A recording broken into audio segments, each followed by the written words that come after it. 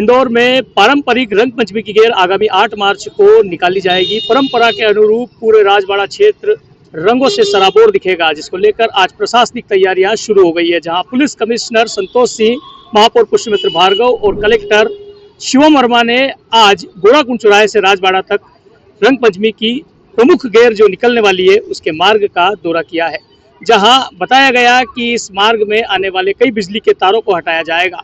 इस गेर को हेरिटेज में शामिल करने को लेकर भी इस बार पत्र लिखा जाएगा। वहीं आपको बता दें कि लाखों की संख्या में राजबाड़ा क्षेत्र में रंग पंचमी की गेर में शामिल लोग होते हैं।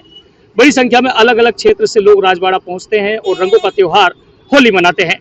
इस बार रंग पंचमी सबके लिए खास हो और रंगों से सराबोर हो, इसको लेकर प्रशासन पूरी तरह से चाक चौबंद व्यवस्थाओं में जुट गया है। चलिए सर, गैर मार्ग का निरीक्षण। देखिए, गैर मार्ग का निरीक्षण किया गया है और इंदौर का गैर हमारा शान है, हमारे इंदौर शहर की। इसका संचालन सही प्रकार से हो, सुरक्षित हो, सभी लोग पूरे उत्साह के साथ खुशी से भाग लें इसमें। तो इसको देखते हुए पूरी टीम ने इसका भ्रमण किया है।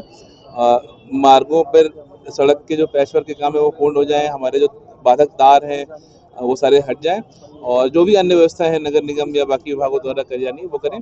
हम लोग जो गैर में शामिल होने वाले सभी जो टीम्स हैं उनको भी हम लोग ये रिक्वेस्ट कर रहे हैं कि आप भी अपनी तरफ से कुछ विशेष SOPs का पालन करें, जैसे कि अपनी गाड़ियां जो हैं उन गाड़ियों का फिटनेस चेक होना चाहिए, जो ड्राइवर उसको चलाते हैं उनको भी प्रॉपर फिट रहे, किसी प्रकार का नशा न करके रखें। जो रास्ते के मंच होते हैं उनकी भी डायमेंशन क्लियर रहे, ताकि किसी प्रकार से गैर के मार्ग में बाधा न बने वो, और ये सारी व्यवस्थाएं की जा रही हैं। हम लोगों ने भी अपनी तैयारी अच्छी कर रखी है।